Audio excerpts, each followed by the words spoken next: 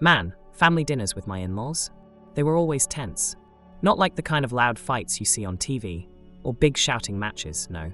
It was way subtler than that. Like walking through a minefield in dress shoes. Sharp smiles that didn't reach the eyes, silences thick enough to cut with a knife, and compliments that felt more like veiled jabs. You know the type. My wife Lydia, she always thought I was imagining it. She'd be like, "Will, you're overthinking it. They love you." And then she'd give me a quick peck on the cheek before her mother's Sunday dinner kicked off. Like that was supposed to be enough to keep me sane. But I wasn't imagining it. From day one, her mother Sandra made it clear she didn't like me. Not a fan. Nope. Too plain. Too quiet. Too, well, average, I guess. A high school history teacher, married to a successful real estate broker. Not exactly the picture-perfect son-in-law Sandra had in mind for her daughter. I remember the first time I met her. We were at their house, a pretty posh place with those heavy curtains and polished wooden floors that creaked underfoot. Sandra was all smiles when I walked in, but there was something in her eyes. That quick glance she gave Lydia, like she was scanning me, cataloguing every little flaw before I even sat down. Dinner was roast beef, if I remember right. I wasn't hungry, but I tried to be polite. She poured wine, too much as usual, and offered me a glass. I told her I wasn't much of a drinker. "Just water's fine," I said with a laugh, hoping to keep it light. She smiled way too wide and said, "Of course, Will. Whatever you prefer." But there was that look again, the kind of look that said, "We'll see about that." Over the next few months, every Sunday dinner felt like a test. The roast might be undercooked one week. "Must be the added pressure," Sandra would say, shooting me a pointed look. Or maybe my job would come up, framed in a way that made it sound like I was settling for less. "Teaching history? That's nice," she'd say with a tilt of her head. "But don't you want to do something more ambitious?" I learned early on that arguing was pointless. Instead, I held my tongue, kept my cool, and watched. Watched how she poured wine for everyone else, but kept refilling mine with a little too much enthusiasm. Watched the way she'd smile a little too fast, like she was trying to hide something. Meanwhile, Lydia was caught in the middle. She loved her mom, no doubt, but she didn't always see what I saw. Whenever I brought it up, she'd brush it off. "Sandra means well. She just worries a lot," she'd say, trying to smooth things over. But I knew better. It wasn't worry. It was control. Sandra wanted to keep us all in line, especially me.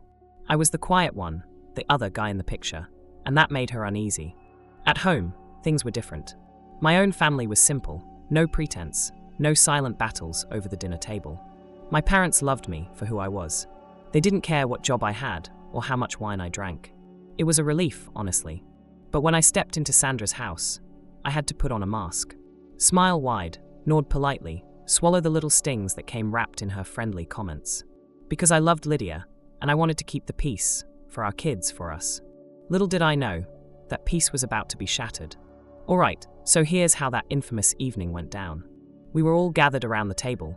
Sandra, her husband Bill, my wife Lydia, her brother, the kids running around trying to sneak extra dinner rolls, and me sitting there, trying to keep my head down. Sandra was in full hostess mode. You know the type, smiling a little too wide, chatting a bit too loudly, pouring wine like it was water. She handed me a glass of her famous Pinot Noir. I wasn't really a drinker, never had been, but she insisted.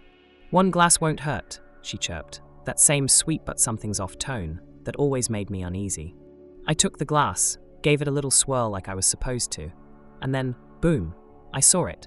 A shimmer on the surface, like something oily floating on the wine. It was subtle, almost invisible if you weren't looking for it, but I was. And then I looked up. Sandra was watching me, not smiling, not even pretending, just watching, like a snake waiting for its moment to strike. I won't lie, my heart skipped a beat.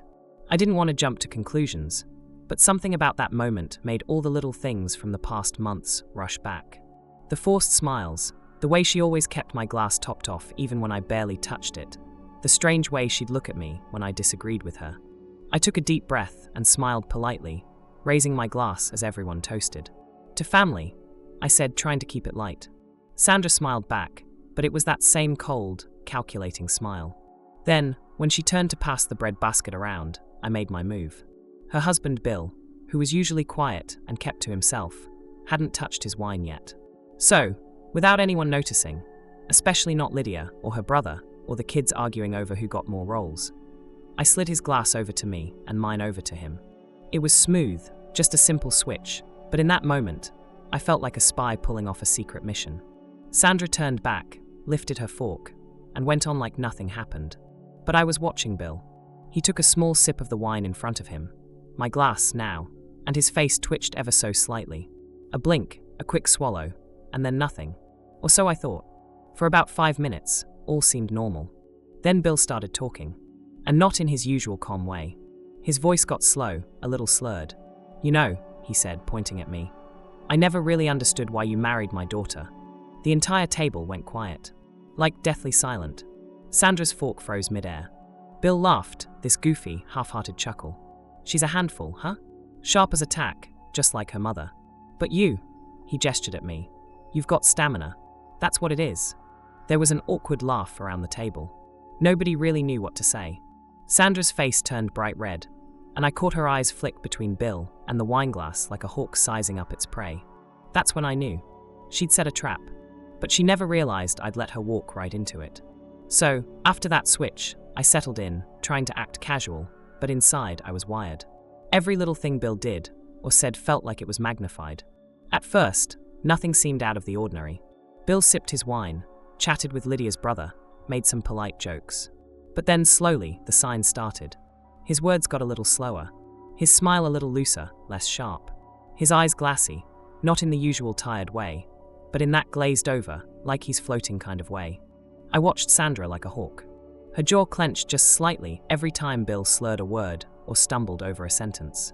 You could see her panic start to bubble under that polished surface. Bill suddenly leaned forward, almost dropping his fork. "You know, Will," he slurred, voice thick, "I've always wondered why you moved back here."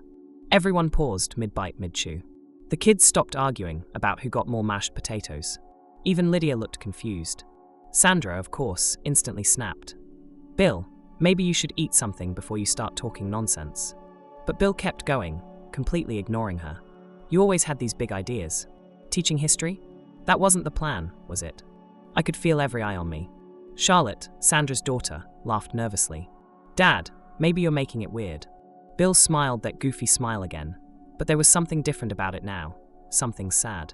"She's got fire," he said, pointing to Lydia. "Gets it from her mother. But you," he looked at me, squinting. "You've got what?" "Stamina. Yeah, like oatmeal. You're steady." Awkward laughter rippled around the table. Everyone was trying to fill the silence that followed. Sandra's face was bright red, like she was about to burst, and all I could do was watch. I watched her eyes dart between Bill and the wineglass in her hand.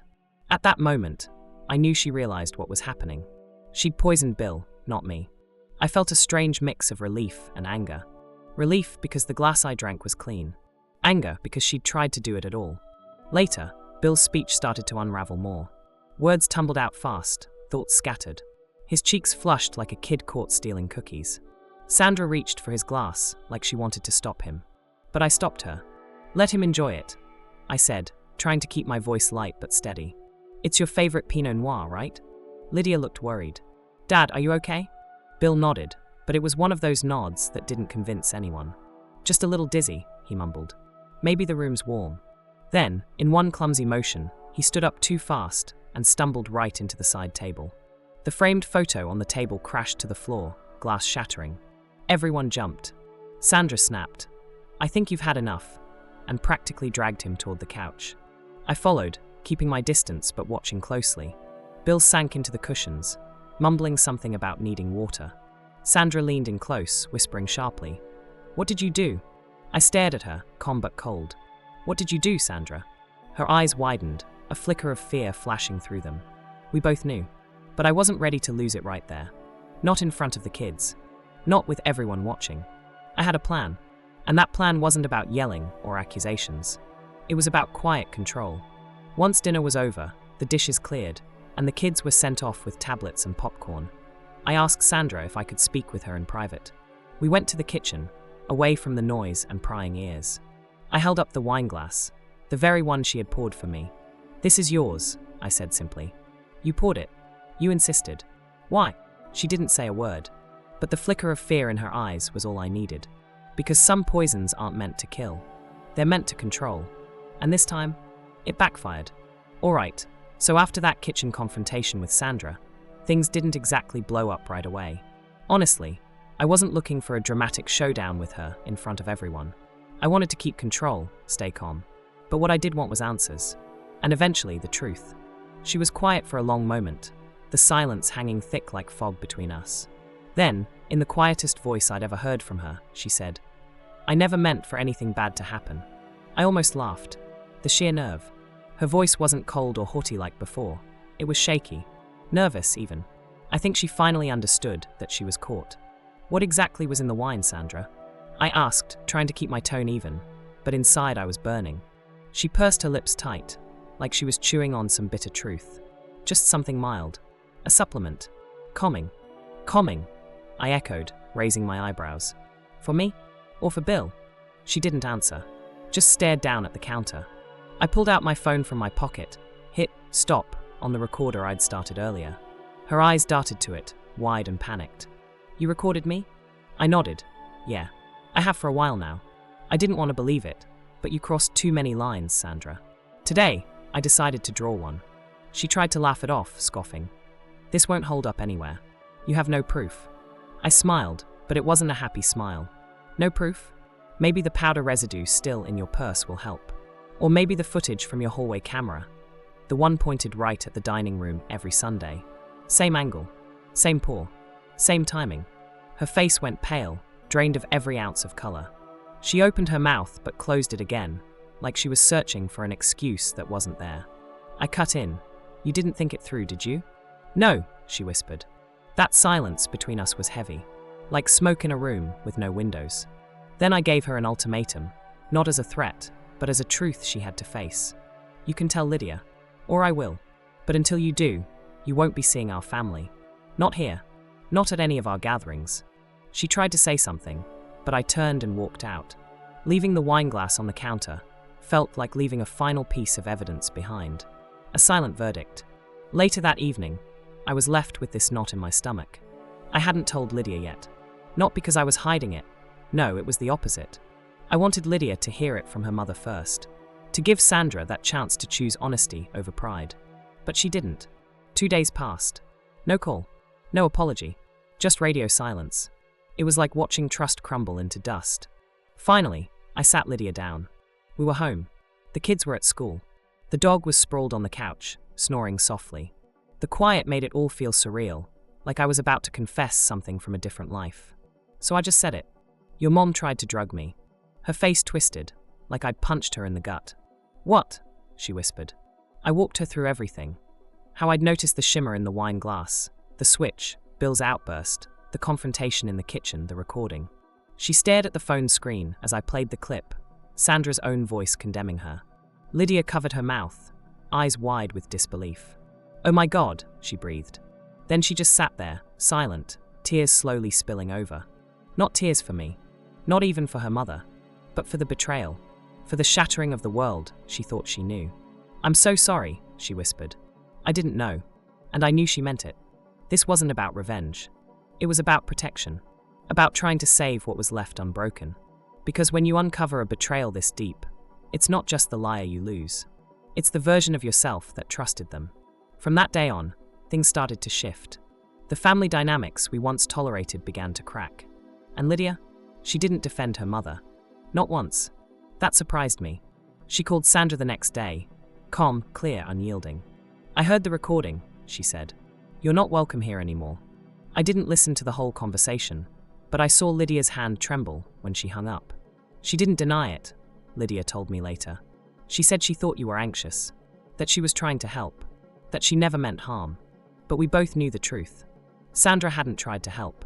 She tried to control, to silence. And she underestimated one thing I never lost. Awareness. We made a decision. No more forced Sunday dinners. No more pretending. The kids could visit on birthdays if they wanted, but no more walking on eggshells. Sandra was furious, but she didn't fight it, because deep down she knew. She crossed a line she could never uncross. And the thing she wanted most, control, was now the thing she had lost forever. That's how it went down. And honestly, it hurt. But sometimes, truth is the only thing sharper than betrayal. So, after all that storm of truths and shattered trust, Life finally started to settle. Not like before. No more pretending. No more biting my tongue until it bled. But settle in a way that felt honest, real, and surprisingly peaceful. We made it clear. Sandra wasn't welcome at our family gatherings anymore. Not because we wanted to punish her or hold a grudge, but because some lines, once crossed, don't just disappear. You can't glue broken glass back to perfect. You just learn to live with the cracks. At first, it was awkward. Lydia's family felt the shift immediately. Invitations stopped coming. Messages went unanswered. The usual Sunday dinners, once a battlefield of subtle barbs and icy glances, were now completely off the table. Our own family dinners took on a new meaning. We hosted friends, neighbors, people we chose, not people we felt forced to endure. And that made all the difference. Lydia and I, we grew closer. Really close. Something about seeing her mother's true colors broke down walls between us. She stopped doubting the little things I pointed out, the warnings I'd whispered under my breath all those years. Instead, we built a stronger trust, a partnership that felt unbreakable. Sometimes, I'd catch her looking at me with this quiet gratitude, like we'd survived something toxic and come out stronger on the other side. As for Sandra, well, the silence from her side was loud enough. No fights, no apologies, just the cold void of absence. And honestly, that was enough. Now, about that wine glass, the one she poured for me that night. I kept it. I don't know exactly why. Maybe as a reminder, maybe proof, maybe just a symbol, that sometimes strength doesn't come from fighting back with fists or words. Sometimes it comes from stepping aside, letting people reveal themselves, and choosing not to drink the poison they hand you. That glass sits on my shelf, quiet, unassuming, but every time I look at it, I remember the power of awareness, of patience, of knowing when to switch the glass. Because in life, you won't always get to control what others do to you, but you can control how you respond. And that's where freedom lives. So if you're out there, feeling trapped by smiles that don't reach the eyes, if someone close to you keeps offering kindness that feels like a trap, pay attention. Don't swallow every bitter drop. Sometimes, you just have to know when to switch the glass and walk away. That's my story, my quiet revenge, my reclaiming of peace, my freedom.